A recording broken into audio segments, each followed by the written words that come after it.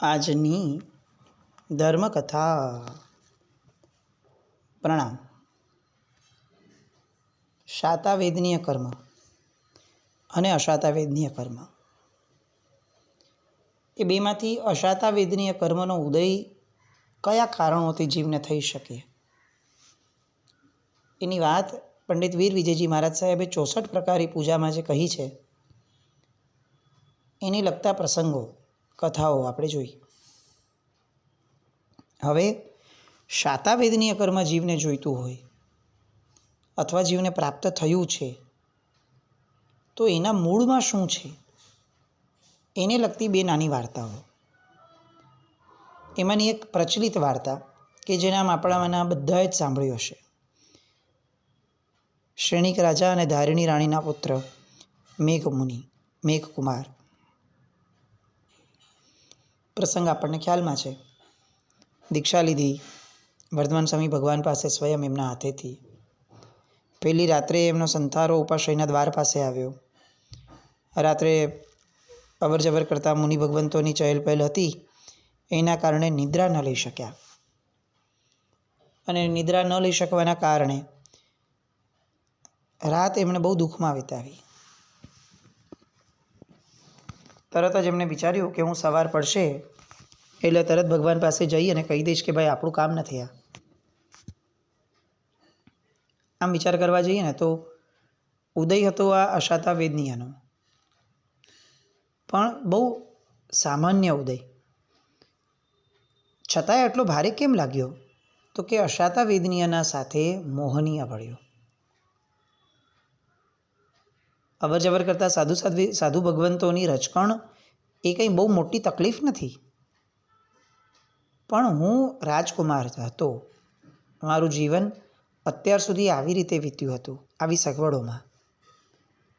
અને હવે આવી અગવડોના કારણે જો આજની રાત આવી બગડી છે, તો મારું આખું જીવન આવું જ બગડશે. તો આવું જીવન તો મારાથી સહન નહીં થઈ શકે. હું આવી અગવડોમાં નહીં રહી શકું. શારીરિક અગવડો એ હજી એકવાર સમજી શકાય, પણ આ જે માનસિક અગવડો છે કે કોઈના પગની ધૂળ મારા સંથારા પર આવે અને એવામાં મારે સૂવાનું, એ જે માનસિક અગવડ છે એ સહન કરવું મારી માટે શક્ય નહીં થાય. રાજાનો પુત્ર છું અને એવી રીતે ઉછર્યો છું. આ આખી વિચારધારા રાત્રિ દરમિયાનમાં એમના મનમાં રહી. અશાતાવેદનીયનો ઉદય,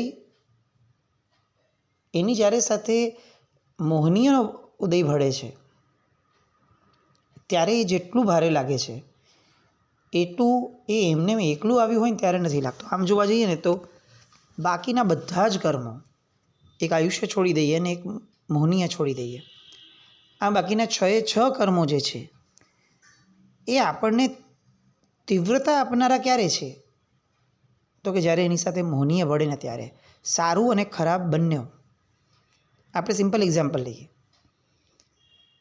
આપણને કોઈક જગ્યાએ ગયા, તીર્થમાં ગયા, તીર્થ કે કોઈ પણ એક એવા સ્થાનમાં ગયા, ધર્મશાળા જેવા સ્થાનમાં, અને બફારો થાય છે.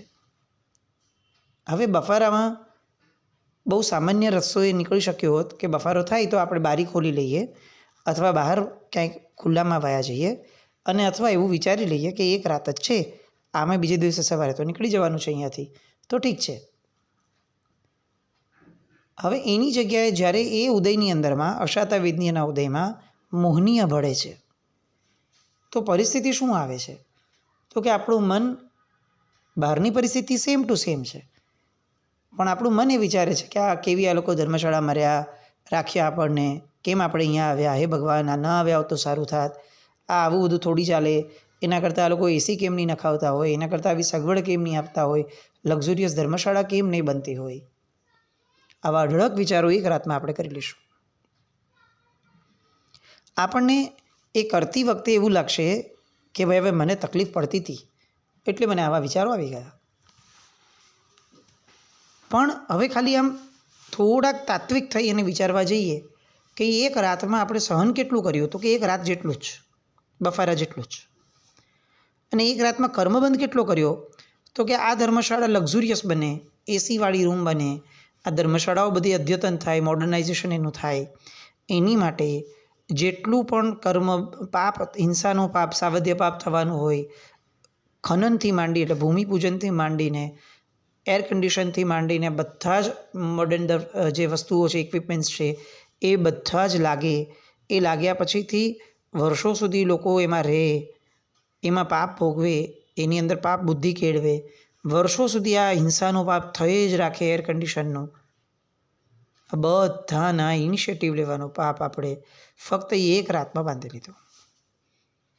આપણે આમાંનું શું કરવાના હતા? આમ સિમ્પલ વિચાર કરીએ કે આપણે અહીંયા ફરીવાર ક્યાં આવવાના હતા? કેટલી વાર આવવાના હતા? એક રાત જ છે. હવે ભવિષ્યનો આટલો બધો વિચાર કરીને અર્થ શું હતો? આવું આપણે કેમ ન વિચારી શક્યા જે આજે વિચારી શકીએ છીએ? કારણ કે એ સમયે અશાતા વેદનીય કર્મના ઉદયની સાથે મોહનીયનો ઉદય પડ્યો. અને મોહનીયના ઉદયે મોહનીયના બંધનો એવો ભાગ કરાવડાવ્યો કે જે ભવાંતરની અંદરમાં 6 કર્મ ભોગવવાની અંદરમાં આપણને રત રાખશે. અહીંયા મેઘકુમારના જીવે શું કર્યું? તો કે એને તકલીફ બહુ ન હતી, પણ મોહનીય કર્મને એ ખાડી નહીં શક્યા. અને એટલે જ હું રાજકુમારનો પુત્ર છું એ ભાવમાંથી એ આ પરિસ્થિતિને સહન ન કરી શક્યા, સ્વીકારી ન શક્યા. પણ આ મોહનીયના ઉદયમાં એક વસ્તુ બહુ સારી થઈ. શું? કે એ પ્રખર મિથ્યાત્વના ઉદયને ખાડી શક્યા. જો મિથ્યાત્વનો ઉદય હોત તો એ સવારના ભાગની અંદરમાં કે રાત્રિના સમયમાં પણ એ સીધા એ જ વેશની અંદરમાં પોતાના ઘરે વયા ગયા હોત, અથવા કપડાં બદલીને વયા ગયા હોત. ભાઈ મને ન ફાવ્યો. મિથ્યાત્વ તો એમ જ કે ભાઈ જે આપણને ન ફાવે ને એની જ કરવાનું, વાત પૂરી થઈ ગઈ. આ મિથ્યાત્વ સ્વચ્છંદ. પણ એમને સ્વચ્છંદ કે મિથ્યાત્વ એ સમયે ઉદયમાં ના આવ્યું. એમને એ સમયે પ્રભુ પ્રત્યેનો અહોભાવ, પ્રભુ પ્રત્યેનો સદભાવ અને પોતાની કર્તવ્યનિષ્ઠતા કે મને જેમણે આપ્યું છે એમને પાછું વળાવ્યા વિના મારાથી જવાય નહીં, આ ઔચિત્ય એ એમને ઉદયમાં રહ્યું. મોહનીય ગમે તેટલું પ્રબળ હતું પણ એ મિથ્યાત્વ ન બની શક્યો. આપણે મરીચીના દ્રષ્ટાંતની અંદરમાં આ વસ્તુ જોઈએ છે કે એમને પણ કેટલીક તકલીફો થઈ, અશાતા વેદનીયનો ઉદય થયો. એમને પણ મોહનીય સાથે ભળ્યું કે મારાથી આ બધું સહન ન થાય. કેમ થાય ભાઈ? પણ એમના મોહનીયમાંથી એ મિથ્યાત્વ મોહનીયમાં વયા ગયા. કેવી રીતે? તો કે ભાઈ મારી રીતે હવે હું રસ્તો કાઢી લેવાનો. ત્યારે એમને એ વિચાર ન આવ્યો કે હું તો પ્રભુને સમર્પિત થઈ ગયો છું. હવે મારી રીત નામનો કોઈ શબ્દ જ ન હોવો જોઈએ. હું તો ઓગળી ગયો છું એમનામાં. એમને આધીન, એમને આશ્રય જીવું છું. તો મારી મતિ ચલાવવાનો મને અધિકાર જ નથી. આ ભાવ એમને ન સ્પર્શ્યો અને એમનું મિથ્યાત્વ એ સમયે ચડ્યું. તો એમણે પોતે પોતાનો જ એક વેશ નવો સ્થાપી લીધો, પોતે જ એક નવો પંથ સ્થાપી દીધો. મેઘકુમાર પણ આવું કરી શક્યા હોત, પણ એ મિથ્યાત્વમાં ન પડ્યા. એમણે પોતાના ઔચિત્યને, પોતાના સમ્યક દર્શનને એમણે ઝળહળતું રાખ્યું. કેમ આવું થયું? એવો પણ પ્રશ્ન થાય કે એ સમયે એવું કેવું સત્વ ફોરવી શક્યા કે એમને આવો વિચાર ન આવ્યો, અથવા આવ્યો હોય તો એ પોતે એ વિચારને દબાવી શક્યા. એના મૂળ કારણમાં હતો એમનો પૂર્વભાવ. જે પૂર્વભાવ બીજે દિવસે એ પ્રભુની પાસે ગયા ઓઘો પાછો આપવા માટે, વેશ પાછો આપવા માટે. એ સમયે પ્રભુએ એમને કીધું. એટલે આપણે ત્યાં છે ને બહુ સરસ એક આયામ છે. આપણે જોયું હશે આ ગણાએ કે દીક્ષાની વિધિ છે ને, હવે વિધિ દીક્ષાની છે. ખબર જ છે કે દીક્ષા લેવા માટે જ આ ભાઈ કે બેન એ ત્યાં બેઠા છે. એની માટે જ લોકો ભેગા થયા છે, એની માટે જ ગુરુ ભગવંતને વિનંતી કરીને બોલાયા છે. દીક્ષા થઈ જ જવી જોઈએ, એમાં કોઈ વિકલ્પ જ નથી. પણ તેમ છતાં આખા સંઘની વચ્ચે દીક્ષાર્થીના મોઢેથી માંગણી કરાવાય છે. મહાત્માજીને એમ કે હવે બોલો કે ભાઈ ભૈવમ મમ મુંડાવે હ, મમ પવ્વાવે હ, મમ વેશમ સમપ્ય હ. કેમ ભાઈ આવું?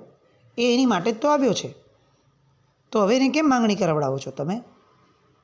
એટલા માટે કે જગતના ચોગાનની અંદરમાં કરેલી માંગણી એ એનામાં એક કર્તવ્ય નિષ્ઠતા ઊભી કરશે કે હવે મેં માંગીને લીધેલું સંયમ હું જ્યાં સુધી અગર કોઈ નબળો નબળી પળ આવી, મારા નબળા કર્મનો ઉદય આવ્યો, તો પણ હું હવે માંગીને લીધું છે તો પાછી આપીને જવાનું મારી ફરજ છે. મેં માંગ્યું છે અને મને એમણે આપ્યું છે. એમણે કંઈ મને પ્રભાવના તરીકે નથી આપ્યો. મને એની કિંમત સમજાશે. અહીંયા મેઘકુમારને આ રજોહરણ માંગતા મળ્યું હતું. ધારિણી માતા સાથે કેટલાય વિવાદો કર્યા પછીથી મળ્યું હતું, પુરુષાર્થથી મળ્યું હતું. અને એટલે એમને આ ભાવ હતો કે મેં માંગીને લીધું છે ને, હવે હું પાછું ના આપું ત્યાં સુધી હું એમને છટકીને જઈ ન શકું. અને પ્રભુ આગળ જાય છે ને પ્રભુ એમને પૂર્વભાવ કહે છે. આપણને ખ્યાલમાં છે કે ભાઈ પૂર્વભાવની અંદરમાં તું હાથી હતો, વનમાં લાગેલી આગ એના કારણે તું બહુ જ ગભરાઈ ગયેલો, પણ એના સંસ્કાર તારામાં બહુ સુદૃઢપણે રહ્યો. હાથી હતો, વિચક્ષણ હતો તું, એટલે તને એમ થયું કે આવું બીજી વાર થાય એની પહેલાં આ જેના કારણે આગ લાગી છે વનસ્પતિની, એ વનસ્પતિની આગને જ હું માંડલા દ્વારા વનસ્પતિને દૂર કરી નાખો તો આગ જ નહીં લાગે. તારા પૂર્વભાવનો એ સંસ્કાર એ તને જાગ્રત હતો, એટલે તે શું કર્યું હતું કે માંડલું આખું કાઢી લીધું. અને પછીથી જ્યારે એક સસલું આવીને બેસ્યું નીચે, ત્યારે પગના પંજા જેટલી જગ્યાની અંદરમાં તો એ બેસ્યું અને તે પગ અધ્ધરનો અધ્ધર રાખ્યો. અને એ પગ અધ્ધર રાખ્યાથી તે જે 1.5 દિવસ જેવો સમય તે અધ્ધર રાખ્યો પગ, એના કારણે તું ધરતી પર પગ મૂકી શક્યો નહીં, શરીરનું સંતુલન ગુમાવ્યું અને ગબડી પડ્યો. ગબડ્યા પછીથી તું ઊભો ન થઈ શક્યો. ભૂખ, તરસ, અશક્તિ, થાક આ બધું બહુ વધી ગયું અને અંતે તારું મૃત્યુ થયું. પણ મેઘ, આ આખી ઘટના દરમિયાનમાં તે ક્યાંય પણ તારું મન ન બગાડ્યું. તે જીવદયા પાડી, તે પરોપકાર કર્યો, પેલા સસલા માટે તે તારો પ્રાણ ખોયો, એ બધું બરાબર. પણ સૌથી મહત્ત્વનું એ હતું કે તે તારું મન નહોતું બગાડ્યું. પડતા પડતા પણ તું આવું વિચારી શક્યો હોત કે હારું મેં માંડલું કાઢ્યું તો આટલા બધા જીવો બચી ગયા, હવે જ્યારે હું મરવા પડ્યો છું ત્યારે મને તો કોઈ બચાવવાય નથી આવતું, મને કોઈ પાણી આપવાય નથી આવતું, ઓલું સસલું ક્યાં ભાગી ગયું જેની માટે મેં આટલું બધું સહન કર્યું હતું. તે મન ન બગાડ્યું. પૂર્વભાવની અંદરમાં હાથી હોવા છતાં તું તારા મોહનીયના ઉદયને આટલો બધો ખાડી શક્યો હતો. તો ભાઈ અત્યારે તો તું સાધુ છે, તે દીક્ષા લીધી છે જ મોહનીયને મારવા માટે, તો તું તારા મોહનીયના ઉદયને કેમ ખાડી નથી શકતો? અને અહીંયા મેઘકુમારને જાતિ સ્મરણ જ્ઞાન થાય છે. સસલાના ભવમાં શાતાવેદનીય કર્મ એ જે બાંધ્યું હતું એનો ઉદય આ મેઘકુમારના ભવ તરીકે રાજાને ત્યાં આવીને મળ્યો. પણ સસલા પ્રત્યે નાનકડો પણ અસદભાવ ઊભો ન કર્યો, અભાવ ઊભો ન કર્યો. એનું જે કર્મ તે બાંધ્યું, શુભ કર્મ, એના કારણે આજે પ્રભુ તને માર્ગદર્શક બન્યા. આપણે આ શીખવાનું છે. ફક્ત બહારની પરિસ્થિતિઓની બાધાઓ લઈ લઈએ ને એ સારું છે, એ પહેલું ડગલું છે, પણ એટલામાં અટકી નથી જવાનું. કોઈ પણ પરિસ્થિતિમાં મન ન બગડે એ સાધના છે. આ તો મનને કેટલીક બાઉન્ડ્રીઝ મળી રહે એટલા માટે બહારના આપણા નિયમન છે. એ કંઈ આપણું લક્ષ્ય નથી, એ સાધ્ય નથી, એ સાધન છે. સાધનમાં આગળ વધતા વધતા સાધ્ય તરફ પામવાની દોટ મૂકવાની છે. સસલાને બચાવ્યું, બહુ સારું કર્યું, પણ એ એટલું મોટું કાર્ય નહોતું જેટલું મોટું કાર્ય એ હતું કે તે તારા મનને બચાવ્યું નબળી ધારામાં જતા પહેલાં. અને એના કારણે શું થયું તો કે તારી એક રાત નબળી ધારામાં ગઈ, પણ તારી આખી જિંદગી નબળી ધારામાં ન ગઈ. કેમ? તો કે તે તારા મનને બચાવવાનો પુરુષાર્થ કર્યો હતો, તો હવે તારા મનને બગડતું અટકાવવાનો પુરુષાર્થ સ્વયં ભગવાન પોતે કરશે. મનનો ધર્મ એ સૌથી મોટો અને સૌથી મહત્વનો ધર્મ છે. શાતાવેદનીય કર્મ માટેનું આ શ્રેષ્ઠતમ ઉદાહરણ એમણે આપ્યું. બીજું ઉદાહરણ છે ધનના અણગારનું. એ ગુરુ ભગવંત કે જેમની પ્રશંસા સ્વયં વર્ધમાન સ્વામી ભગવાને કર્યું હતું. એકવાર સૈનિકે પૂછ્યું કે ભગવાન આમ તો આપના બધા જ મુનિ ભગવાન તો ચડિયાતા જ હોય, પણ છતાં પણ આપણી દ્રષ્ટિએ ઉત્તમ મુનિ કોણ હશે? અને ત્યારે પ્રભુ કહે છે કે ધનના અણકાર. અચ્છા, તો કે કેમ એવું? તો કે દામદોમ સાહેબીની અંદરમાં કાકંદી નગરના એ ધન્ય શ્રેષ્ઠી એણે પ્રભુની એક જ દેશનાથી વૈરાગ્ય પામ્યો હતો અને દીક્ષા લીધેલી. દીક્ષાના પહેલા જ દિવસથી એમણે છઠના પારણે આંબિલ કરવાની ભીષ્મ પ્રતિજ્ઞા લીધી. ઉત્કૃષ્ટ તપશ્ચર્યા દ્વારા એમણે પોતાના દેહને ઓગાળી નાખ્યો હતો. આ બાહ્ય તપ. અને ઉપવાસના દિવસોમાં, પારણાના દિવસોમાં, ગોચરી સિવાયના સમયમાં સ્વાધ્યાય, જ્ઞાન અભ્યાસ, ધ્યાન વગેરેની અંદરમાં, અભ્યંતર તપની અંદરમાં પ્રખર પુરુષાર્થ એમણે આદર્યો. અંતે વિપુલાચલ પર્વત ઉપર પધારી 1 માસની સંલેખના કરી સમાધિ અવસ્થામાં કાળધર્મ પામ્યા, સર્વાર્થ સિદ્ધ વિમાનમાં જશે અને ત્યાર પછીથી મુક્તિપદને પામશે. શાતાવેદનીય કર્મ કેટલું ઉત્કૃષ્ટપણે ક્યાં ક્યાં ઉદયમાં આવી શકે છે.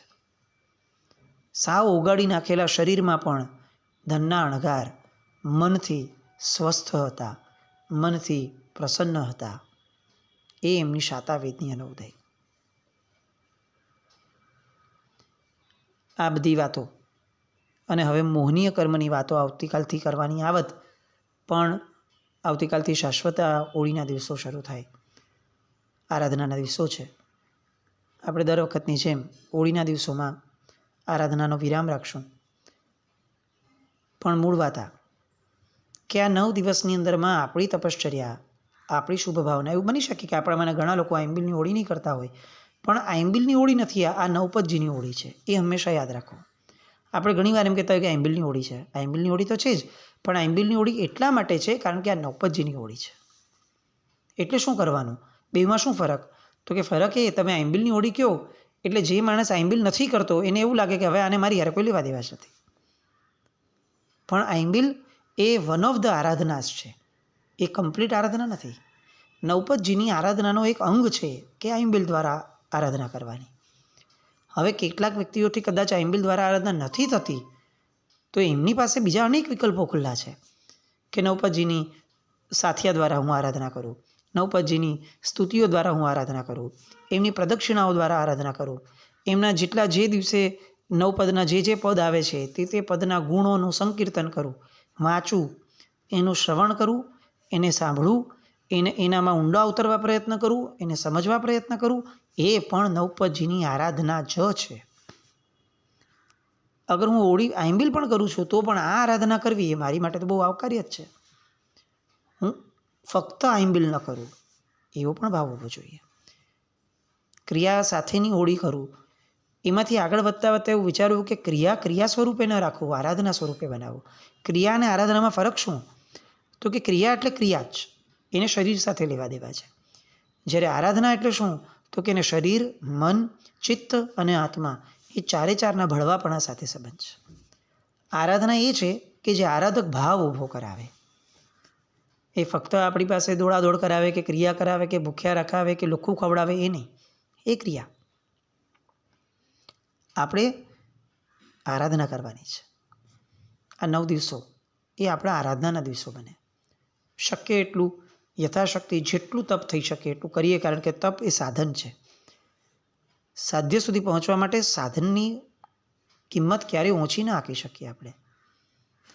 અને સાધ્ય છે અંદરમાં પરિણતિનો ભાવ, નવપતજી પ્રત્યેનો અહોભાવ, એમના એક એક તત્વને સમજવાનો ભાવ.